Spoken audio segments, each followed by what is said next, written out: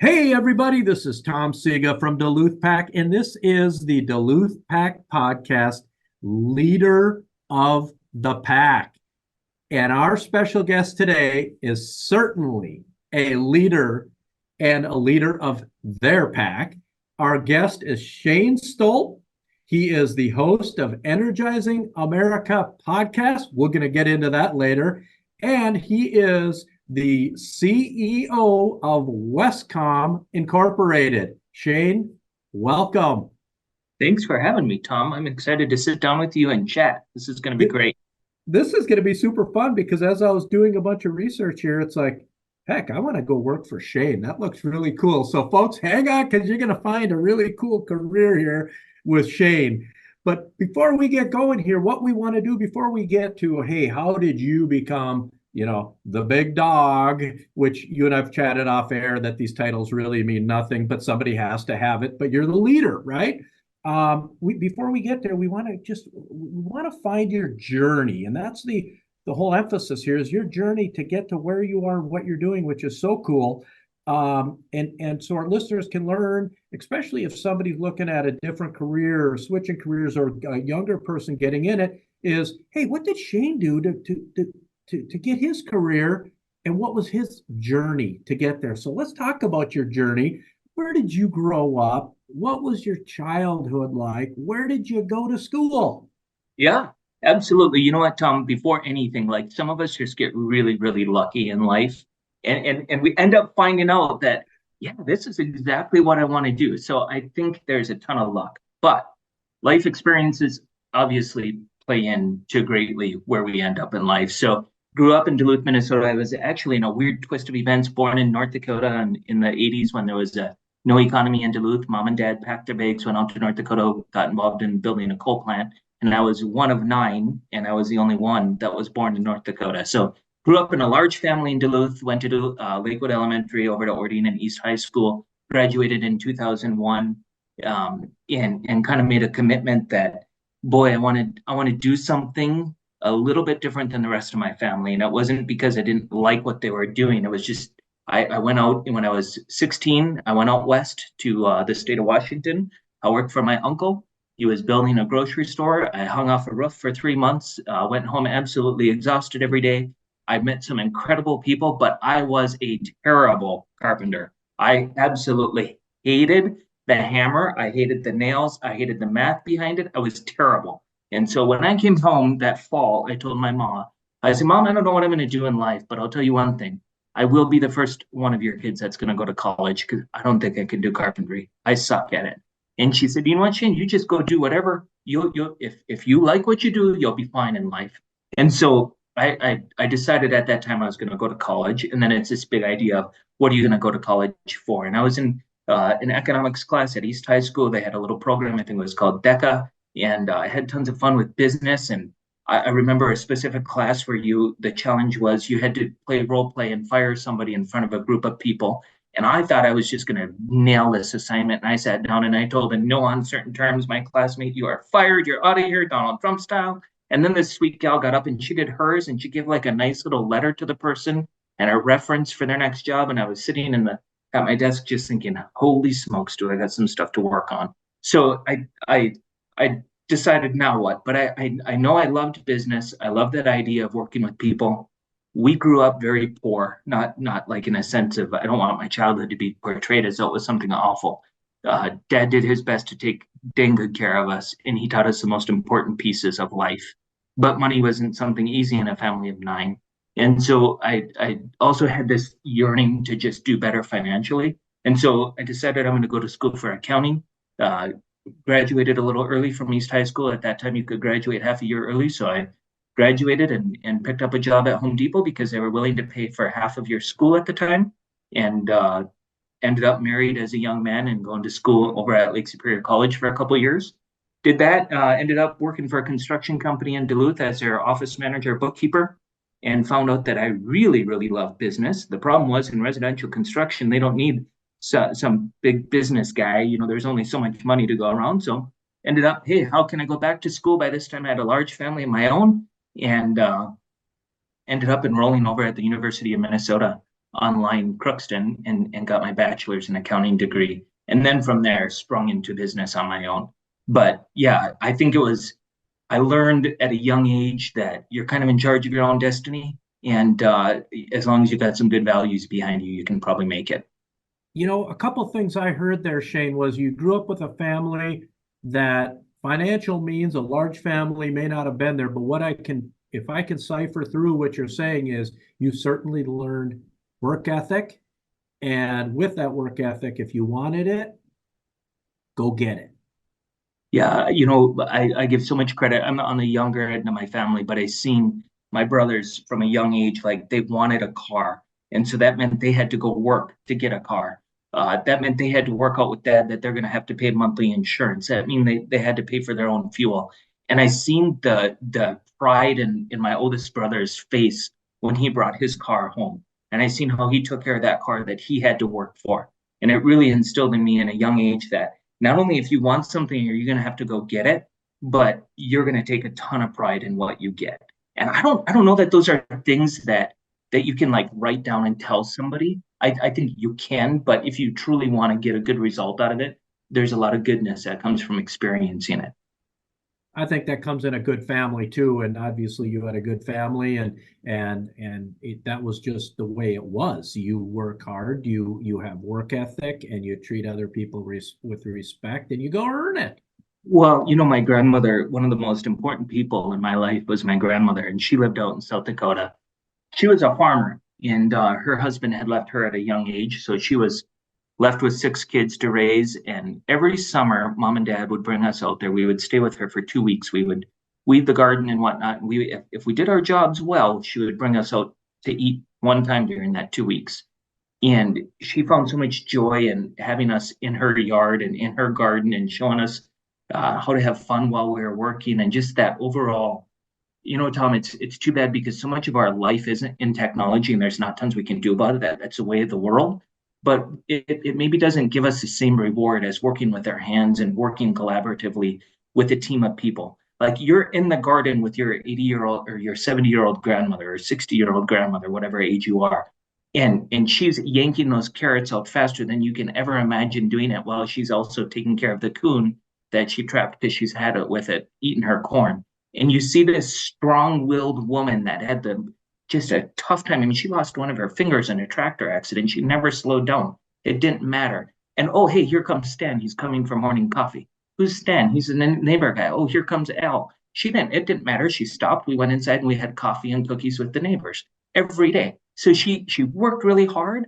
And oftentimes I would ponder in the evening, like, she did all of that for somebody else. She didn't do it so much for herself. She found a lot of joy in feeding the neighborhood.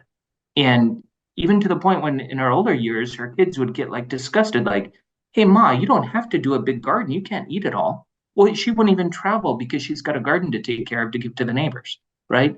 I think that instilled something pretty deeply within my family. That's a good person. Shane, question for you. When you went to Crookston to get your bachelor's in accounting, you were working full time while you were doing that? Yeah, Tom, that was if I have a dark period in life, that might be it. So yeah, we had five kids, my wife and I, um, at the time, and so we decided, well, I wanted to go back to school to get my bachelor's in accounting degree, just to prove to the business world that I had the credentials, because I was starting to look for a new job to get out of the construction company I'd been involved in, and everywhere I went, you're not qualified, you need a 4-year degree, and so okay, we got to solve this one, and decided I would explore going to WSSD, offered me a position as an accounting clerk, a very lower paying entry level job, took a few dollar an hour pay cut, worked it out with Ma that this is just what we got to do in the meantime. Again, they were willing to pay a couple $1,000s a year towards my schooling expense, which was super important to me. And I thought if I took a little quieter job and did that for 40 hours a week, got some help with my schooling, then I could do the online Crookston program and work on that in the evenings, and then every Saturday spend a couple hours with the family. So that's what we would do. I actually, when I went to go leave the construction company, I realized the math wasn't going to work to take a $3 an hour pay cut and go make, 19 bucks an hour and try and raise 5 kids and take care of mom and the house wasn't going to work. So I worked out a deal where I do their book work in the evenings. So Tuesday and Thursday evenings, I did book work for them. Monday through Friday, I worked at the district. And then in the evenings, I would try and pound out some homework. And then also I had a little tax preparer business that I did on the side at that time as well to try and generate some revenue. And Saturday mornings couldn't come soon enough.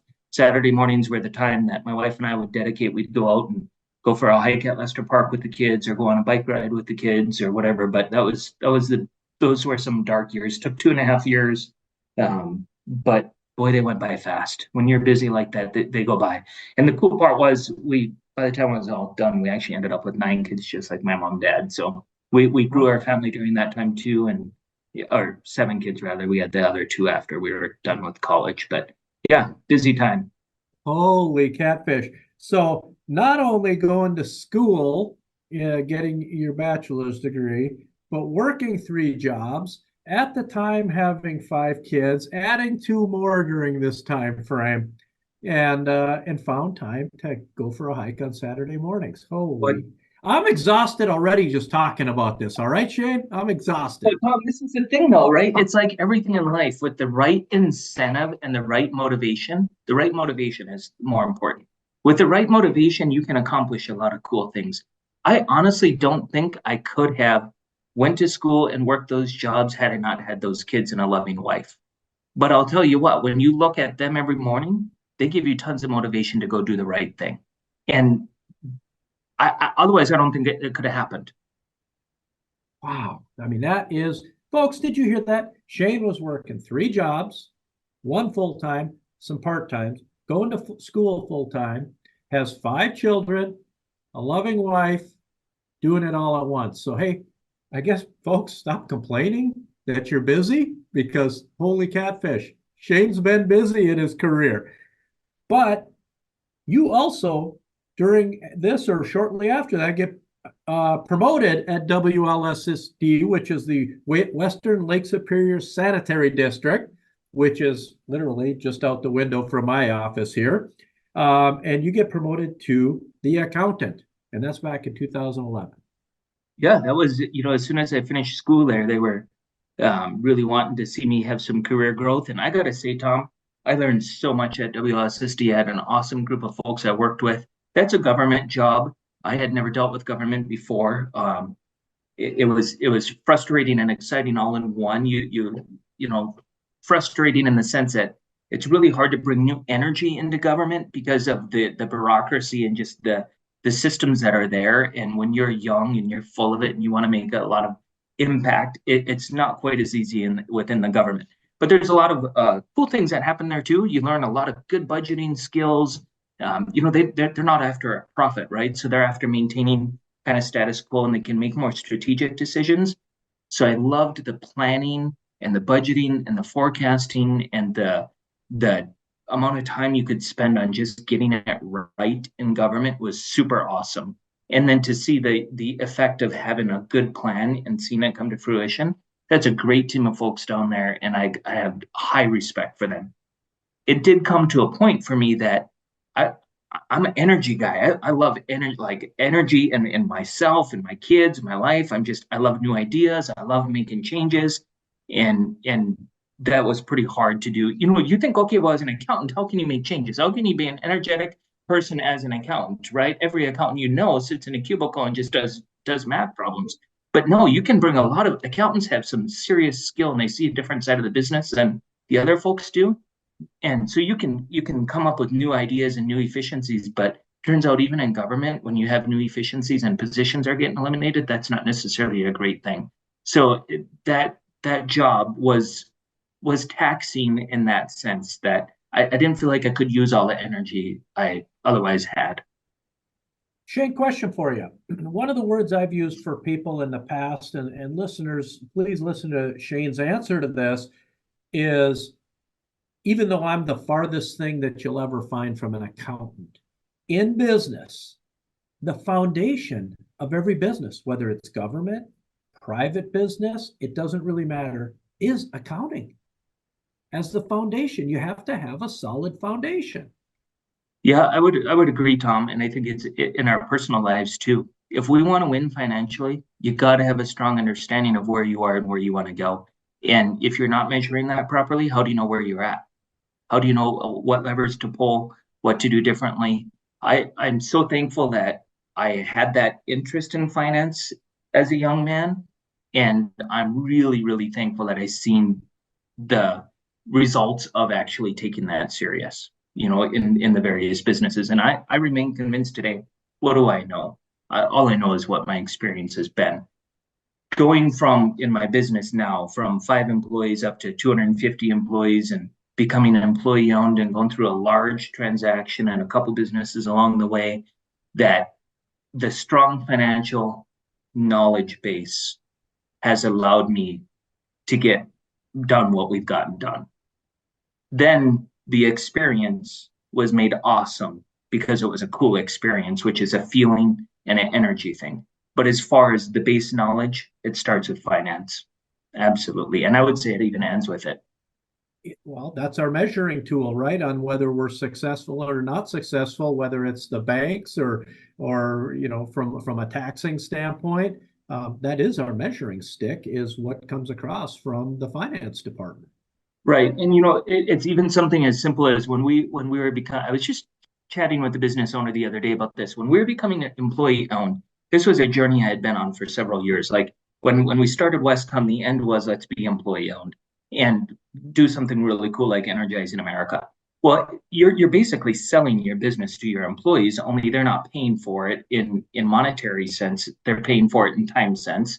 And through that transaction, you have to have a trustee and there's money that changes hands.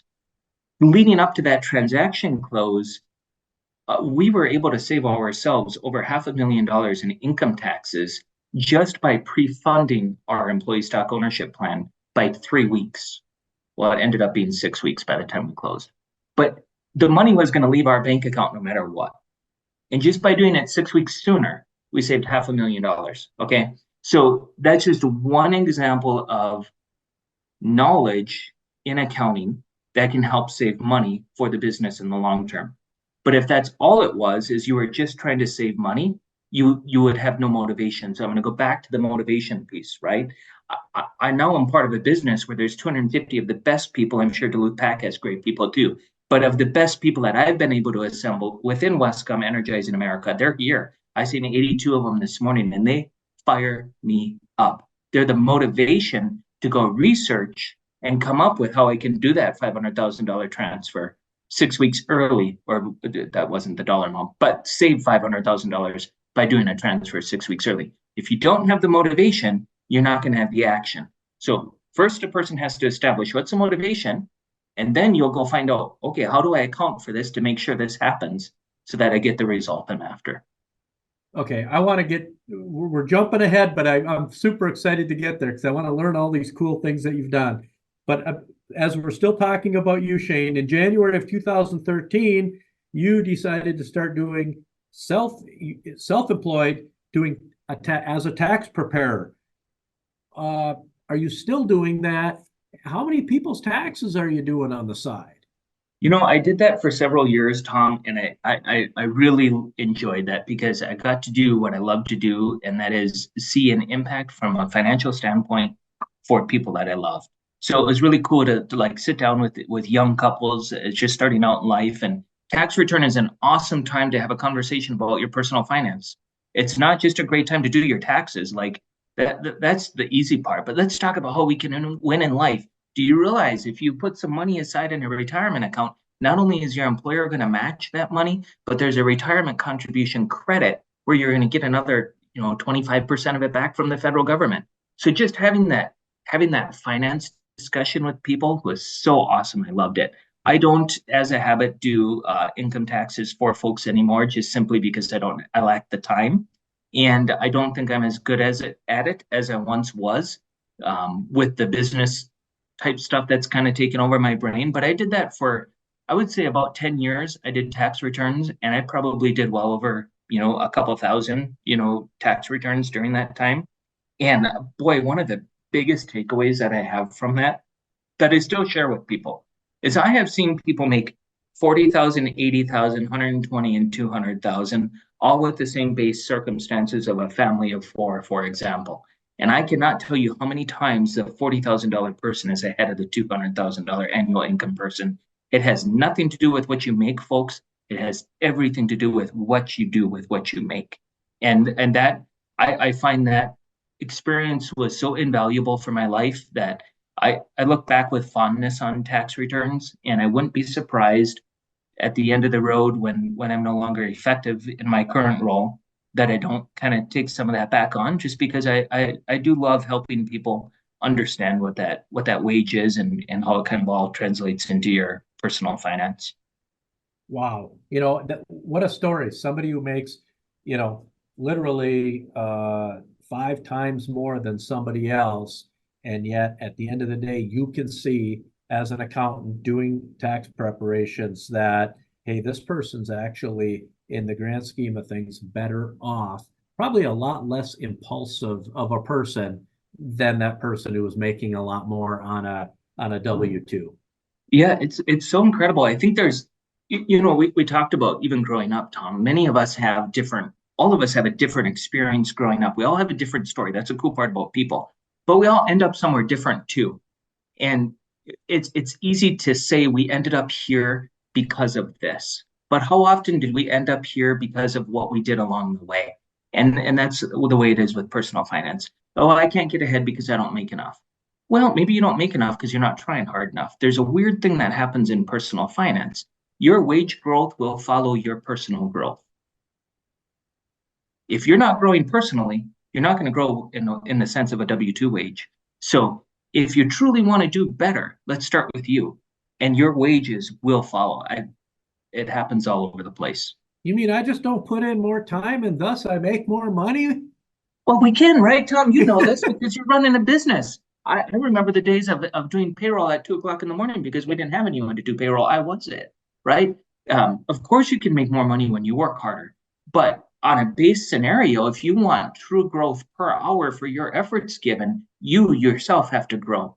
And that's a cool part about it is it doesn't matter if you're 20, if you're 40, 80, 95 years old, or 5, we can all still learn and we all have time in our favor.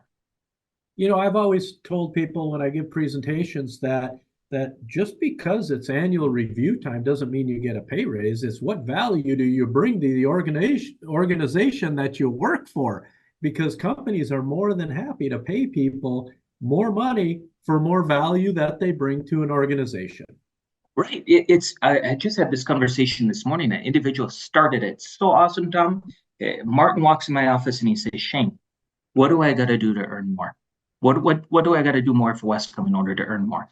And I said, Martin, you just asked the right question because you didn't come in and just say, how do I make more money? I need more money per hour. You said, what do I need to do differently? I can get behind people like that, right? Because I'm telling you, I love when our payroll goes up because I'm convinced that means my profit just went up. Those things usually go right hand in hand. Oh, it's a pretty bad business model if they don't, right? Yeah, exactly. Well, and I think, but I remember when, one of my original jobs way back in the day was telemarketing. There was a little telemarketing firm back in Duluth there, and I was, trying to pay my car insurance and buy a car. So I was telemarketing in the evening rather than flipping burgers. And I got a 5-cent raise, and I was so ticked, that how did I only get a nickel raise? And Karen told me, you don't know how to talk on the phone, Shane. Well, okay, I guess that actually makes sense. I'm not selling. They can't pay me more if I'm not selling, right? Like I'm trying to explain a diamond necklace that I don't even care about, and the person on the other end of the phone can totally catch on to this. So I changed my tactics and I got put on a different team and I got add-ons, and before you know it, I felt like I was making all kinds of money doing the same exact thing. But I had to grow first. Then my wage would grow. And it turns out, I think I went home even at that time and was telling mom, like, can you believe Karen only gave me 5 cents? That's ridiculous. And she's telling me, Shane, she would probably love to give you a couple hours or a couple dollars if it meant she got $5 more. And that's a secret that is out in every single business. That value statement, right? That value proposition of what value are you bringing?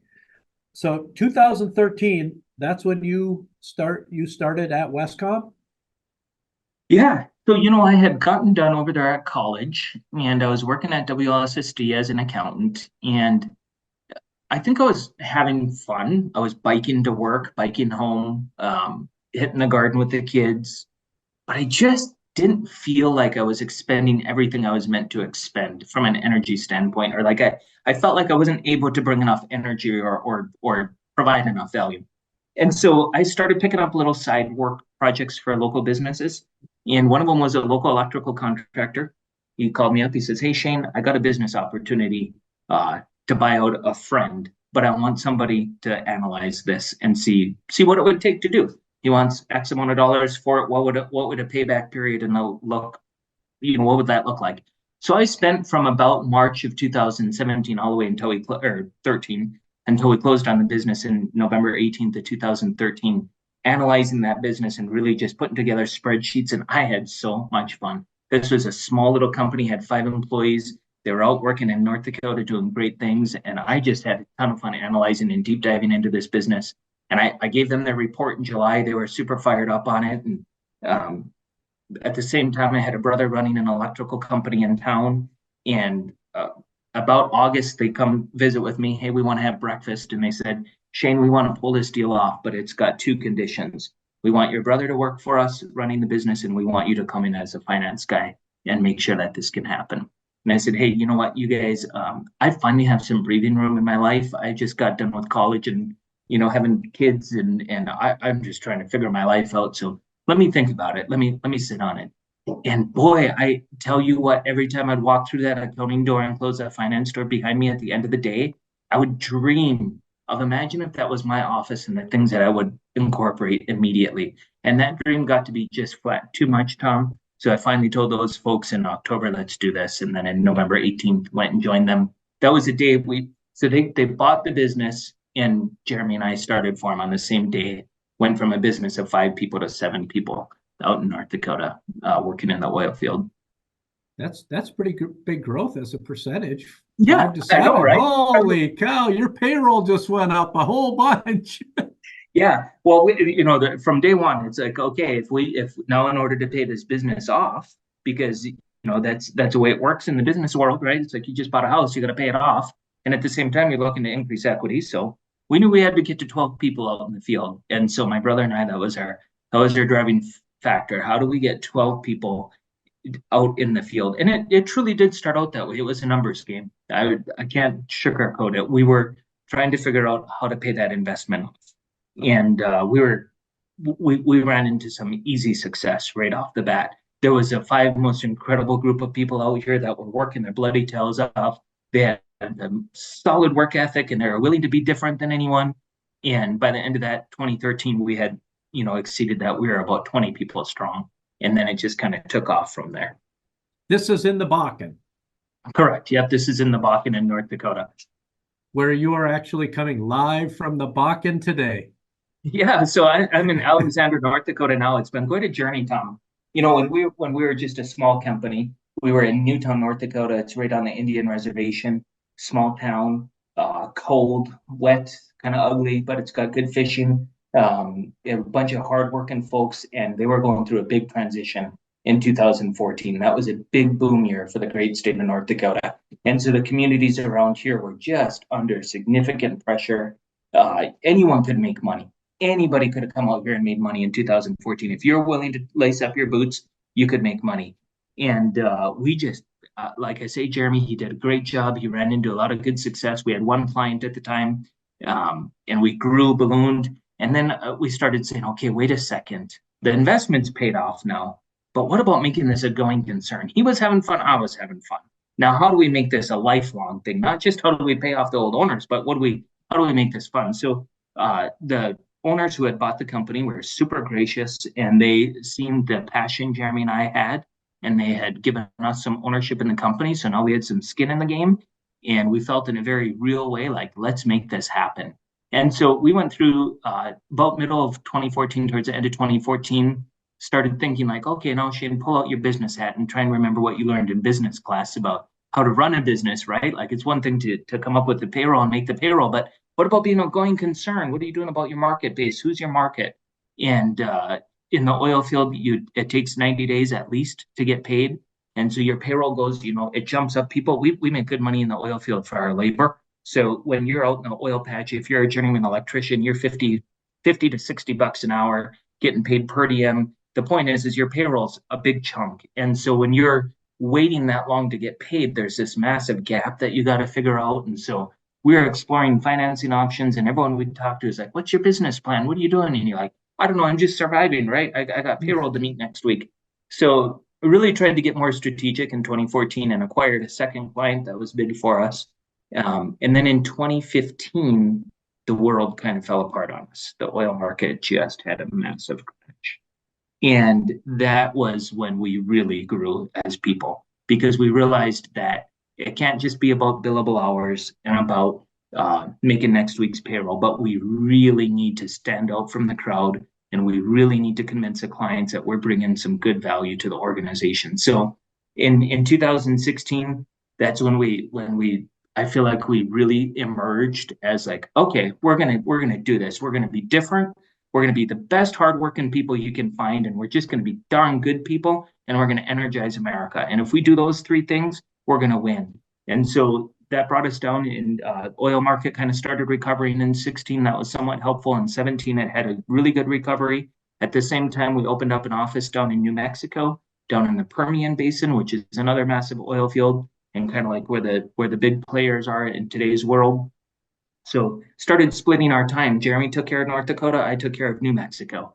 And, and then I was also the finance person. So I was the CFO. And then we had one gal helping us in the office. And all of a sudden, boom, boom, boom, boom. And, things just kept on kind of exploding on us. So 2017, 18, 19, we start really growing, and we have 100 people between the two places and really just doing incredible things. And at end of 2019, I'm just thinking like, man, this is so cool. We got this figured out. We're dialed. 2020 is going to be our big year. We're going to really send it.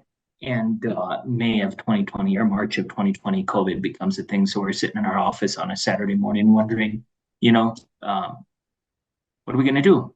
But I'll tell you, that Saturday morning, one of the best things that I remember about it is we had positive equity. And when you have positive equity, you can seize opportunities and you can be strategic about the market swings that happen. But if you don't have positive equity, in other words, I don't care if it's cash, if it's literally equity, if it's AR, it doesn't matter, but you have to have positive equity. If you have positive equity, you can be opportunistic and you can also be careful.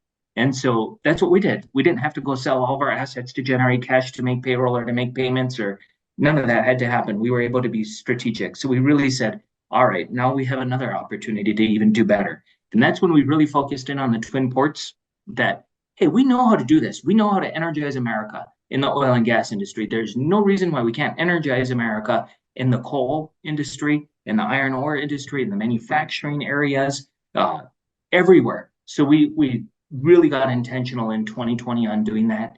And as the oil market recovered, we certainly were able to enjoy that recovery, but at the same time, we were able to start seeing some fruits of our investment in the Twin Ports region, especially on diversification. And now that's been the latest thing, is how do we bring that diversification out to North Dakota and New Mexico too? We're in an evolving landscape in the energy industry. We all know it. We see it. We have solar at our shop in Duluth. We got solar at my house in Duluth. Several of our team members have solar. We can tell you anything about solar. I see it. I live it. I breathe it. I see the investment. I see the good, the bad, and the ugly. I also see the good, bad, and ugly of the oil field. Mostly the good in it, because I'm telling you, I'd be mighty cold without that nice warm heat that we get from the oil and gas field. So it's been a little bit of a journey, but yeah, that's where we're at. So, folks, our special guest today is Shane Stolp. He is the CEO of WesCom. We're going to get into this whole podcast thing because, boy, you have a lot more of them in the bucket than we do. But you're also the host of Energizing America podcast, because this guy is full of energy. But for our listeners, just in a few sentences, what is WesCom? Yeah, well, WesCom is an industrial services contractor. We provide contracting services for the industrial field. That can be oil, manufacturing, the like. We primarily do electrical, some automation, and mechanical work. So we find ourselves out in North Dakota. We'll be a drill rig shows up, pops a hole in the ground to find that oil that we all need. Oil drill rig leaves. We show up and we hook up all the tanks and the batteries and the pumps and everything to ensure that that oil comes out of the ground. We'll be over in Wyoming on a pipeline, making sure that the pump station is operating properly. We'll be up in Angus, Minnesota, building a compressor station. Right now, we got a crew in Western Minnesota.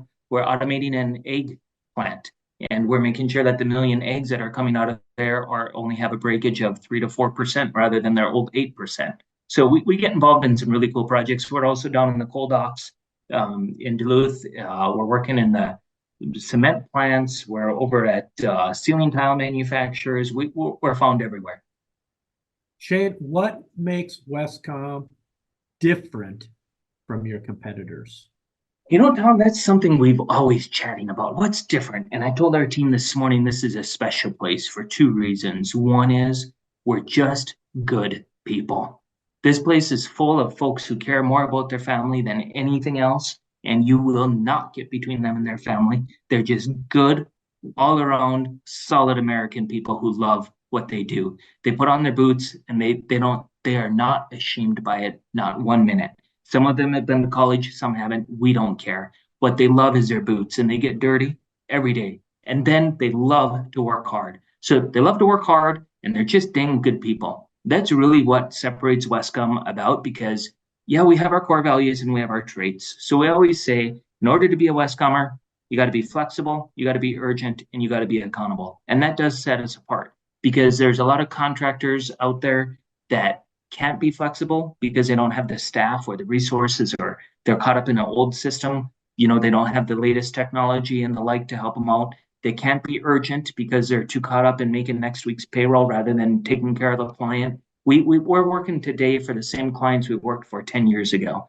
So, and then the third thing about being accountable is we don't mind saying that we came in and this is what we got done, and we report on it every single day. We have an app that we use. It tracks everything we do. Clients do not have to wonder what we're up to, and we're okay with that. And that guides everything. So that's who we are.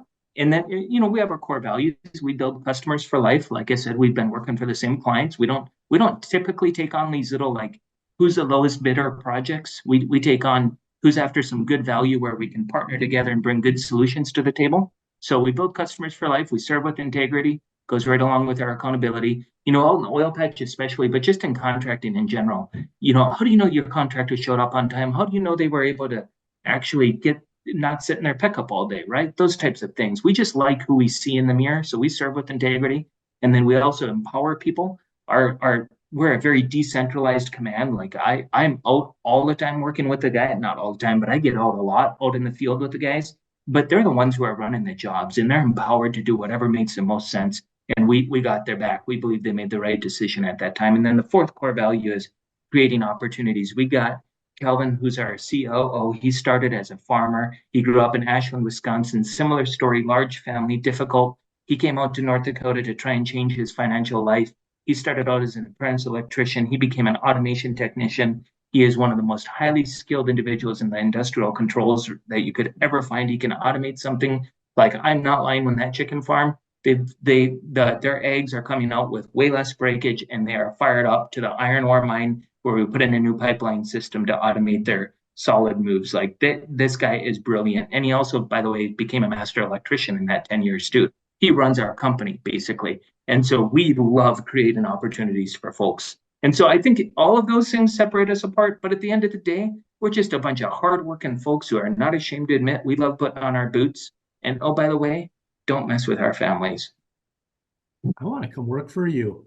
Got any job openings over there, Shane? Yeah, well, you know, Tom, you know as well as I do in business, that's what we're up against, folks, is we need people who are willing. You know, society is so bucketizing. We're all trying to be in these various buckets. And at WesCom, we're just saying, come as you are, and let's see if we can find something for you to do. And I guarantee you, if you have a desire, you will win in life. And it might not even be at WesCom, that's okay. But there's no reason to be miserable at your day job. There's just not. There are so many cool, as you know, as a podcast host, you meet so many incredible people that are looking for more incredible people. And so don't be miserable in your job. If it's not the right one, go find something that works for you better and become something better. Work with the right folks and you'll do good. Be passionate about what you're doing, and obviously you are. You know, one of the words I heard you use over and over and over, and it just resonates with me so much, Shane, is accountability. You got to hold yourself first and foremost accountable. It's okay to make mistakes. Maybe not in a high power electricity situation, because a mistake could be very dangerous.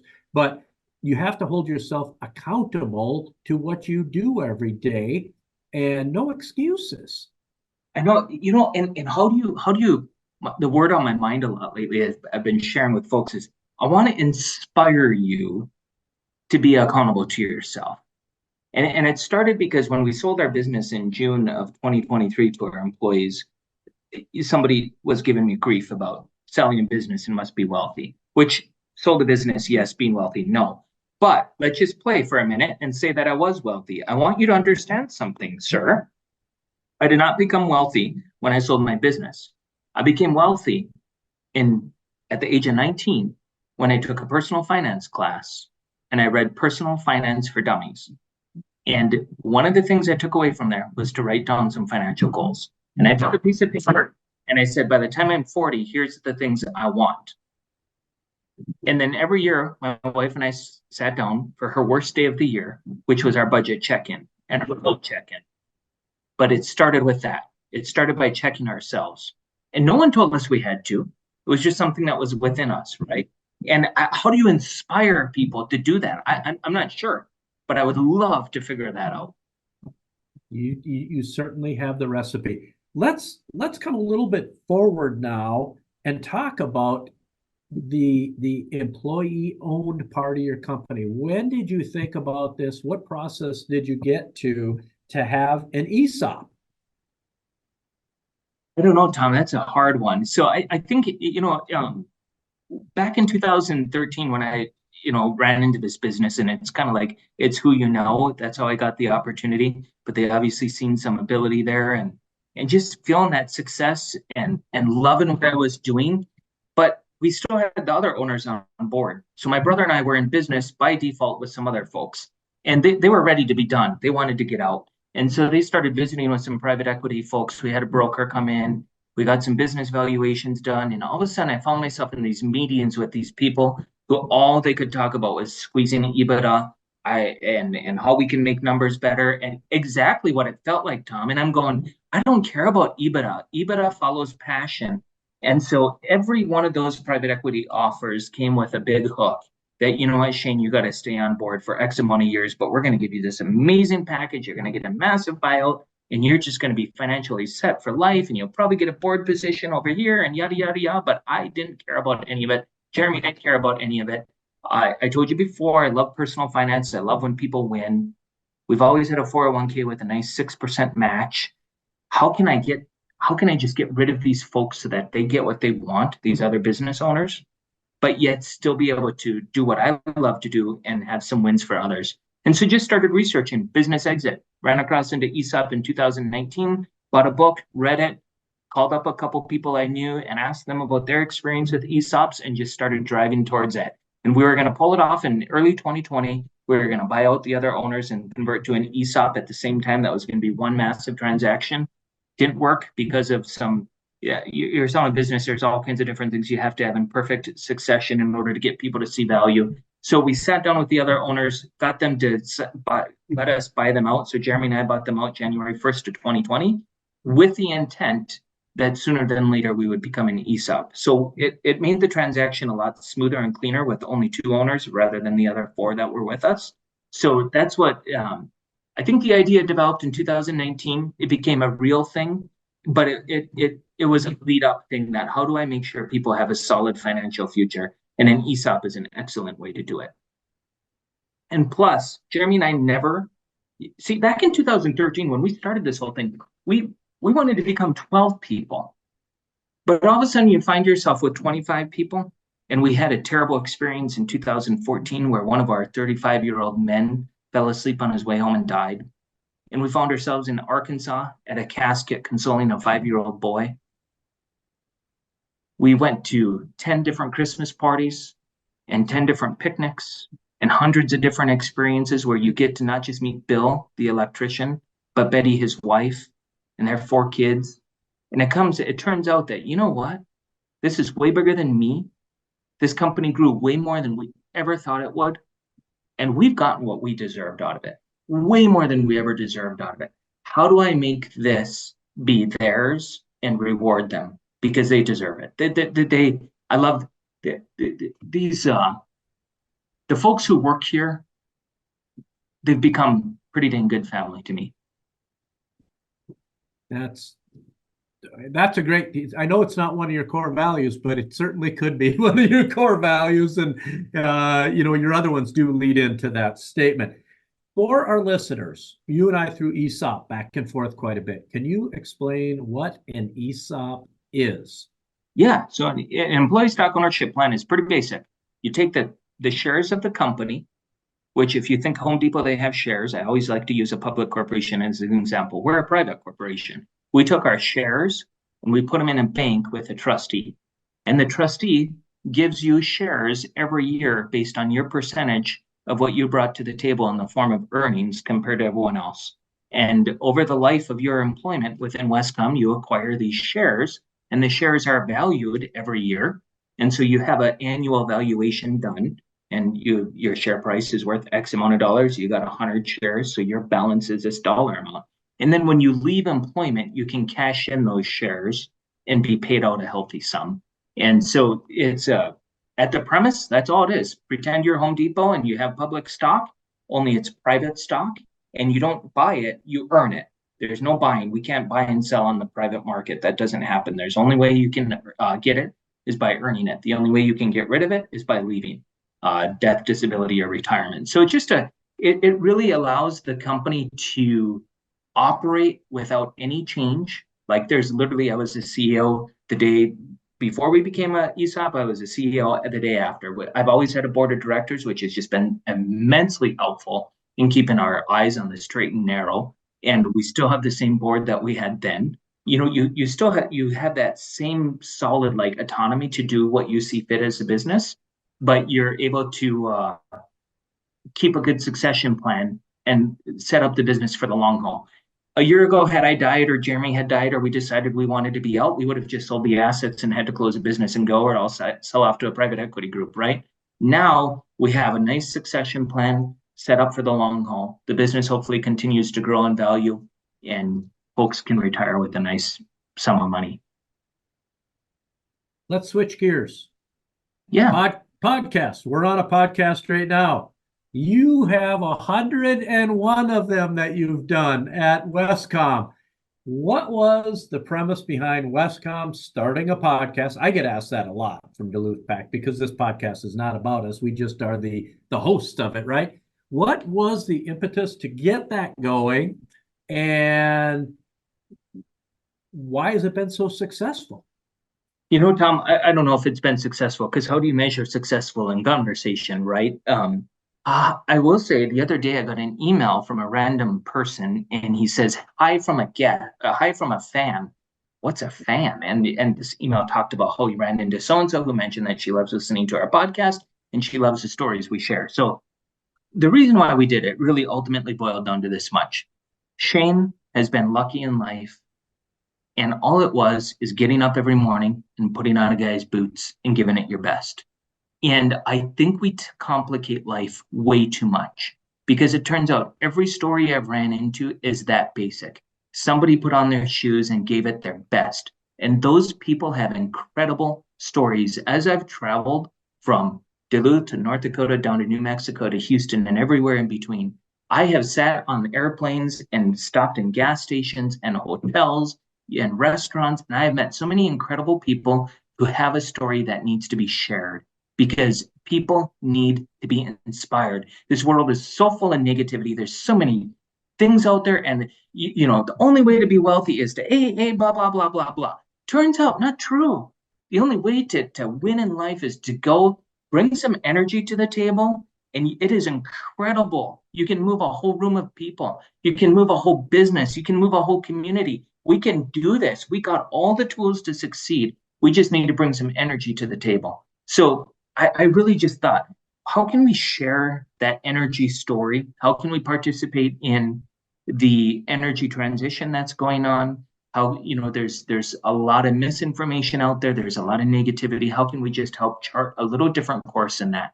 And that's really what uh, born the Energizing America podcast. That let's bring some energy to the life, our businesses, our communities, and grab some folks who've been there, and hopefully bring some inspiration to the next kid that's sitting in high school and is wondering what he's supposed to do in life. And he's been told that all you should do is go to college. It doesn't matter for what, just go to college.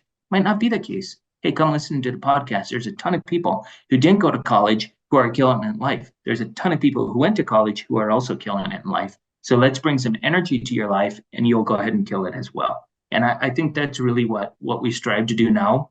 It has been a wild success, Tom, in the sense of, I'll run into a client in New Mexico, and he'll say, "Hey, you know how you were saying the other day? Well, I hadn't been down there for a month." He obviously listened to the podcast. So there's been a side benefit that's come from the business end of it, but that's not where it started. It really started with, how do we share more of the stories of what can happen with a little energy in life? Shane, for our listeners, can you give them the name of the podcast, where they can find you, also your website for WesCom, your social handles for WesCom, so if people are looking, number one, for a career change and they want to come to a great company like yours, or they just want to learn more about your company? Absolutely. So yeah, Energizing America podcast found everywhere. Apple, Spotify, you name it, you'll find it. And we love having our listeners comment and tell us what they like to hear more of, and what kind of guests that they like to hear from. We're all over online, Tom. It's an online world. So wescominc.com, that's our website. I don't think people even know what websites are anymore, but we have a lot of cool videos on there that talk about what we do and show what we do, because I think that's more important. Just like it matters more who you are than what you are. Same thing. It's so nice to be able to show who we are, because that's where you'll find the most of it. But YouTube, LinkedIn, I'm a huge LinkedIn guy. WesCom is the handle for WesCom, but my name's Shane Stolp. That's where I post a lot of personal stuff, and it's not always pretty. Monday, I did a mental health post. I had a bad day Monday, and I was really struggling Monday. So there's some good, real, we're really raw. We're not anything but raw. We're not a good publicist. You wouldn't want us to be your publicist. So WesCom Inc. and Shane Stolp all over online. WesCom Inc. as a website that'll drive you to everywhere else. That is awesome. Okay, we're now going to take a big, huge shift here. Folks, we're going to learn a little bit. We're going to go personal on you a little bit, Shane, here. Uh-oh. So this is Shane Stolp, the CEO of WesCom. You just got all the handles, and host of Energizing America podcast. You need to go on all the different platforms, and you can start listening and hear a guy with a whole bunch of energy and learn from a whole bunch of different people out there that have a great story. But we just want to go, we call this our packed question segment. Favorite place that Shane has ever traveled? I think the favorite place I've ever been to is out in Newtown, North Dakota, only because it was not what I expected. North Dakota is supposed to be a flat land of boardroom. And if you only go on the interstate, that's what you'll experience. But if you get in the back of the Badlands and get on Lake Sacagawea and find the best walleye fishing there is, you're behind the Killdeer mountain ranges. It is a beautiful place surrounded by amazing people. You know, we've done a lot of podcasts. You're the first person, and I've been to those parts of North Dakota and some beautiful parts of South Dakota where everyone thinks it's just flatland, right? Where it is absolutely and extraordinarily beautiful, kind of a hidden gem. But you are the first person on our podcast to ever say their favorite place they've ever been is in North Dakota. You just made a lot of you're going to have so much business going on in North Dakota for saying that you're not going to know what to do with yourself. Well, Tom, I haven't, in all fairness, done tons of traveling, right? I mean, other than business travels. My wife and I went to Hawaii, though, and I would love to say Hawaii was my favorite, but here's the thing. All it did was meet every blown-up expectation I'd ever seen. Grand Canyon, same thing. Beautiful spot, like the majestic of God's creation. You cannot describe that. It is amazing. But right here in North Dakota, where it was supposed to be flat, I see all the same things, this majestic creation that is just unbelievable, surrounded with good people, but unexpected. And I think that's why it's my favorite place is it was unexpected. Shane, what's your biggest fear? Tom, disappointing somebody. My biggest fear would be like that I would inspire somebody to come along on a journey and unknowingly deceive them. I sometimes ponder that what if my idea is so wild that it can't actually be done, but I inspired somebody to believe in it? That's a fear of mine. Um, I would say my number one fear beyond that would be losing my faith or my family. They mean everything to me. My faith is my guiding principle. My family helps support me in that. And that's a fear of mine that I would ever lose those things. Well, the little bit that I know you, I don't think we have to worry about that. Let's hope. Dang, But darn grounded guy. everything takes work, Tom. Absolutely. You know what? Anything worth doing takes work. Yeah, yeah. Shane, the last one. What is the best piece of life advice you have ever received? I think I gotta go with what Grandma told me. Treat people well, love what you do, and life just becomes quite fulfilling. She loved to take care of people. She worked hard and she instilled that deeply within me.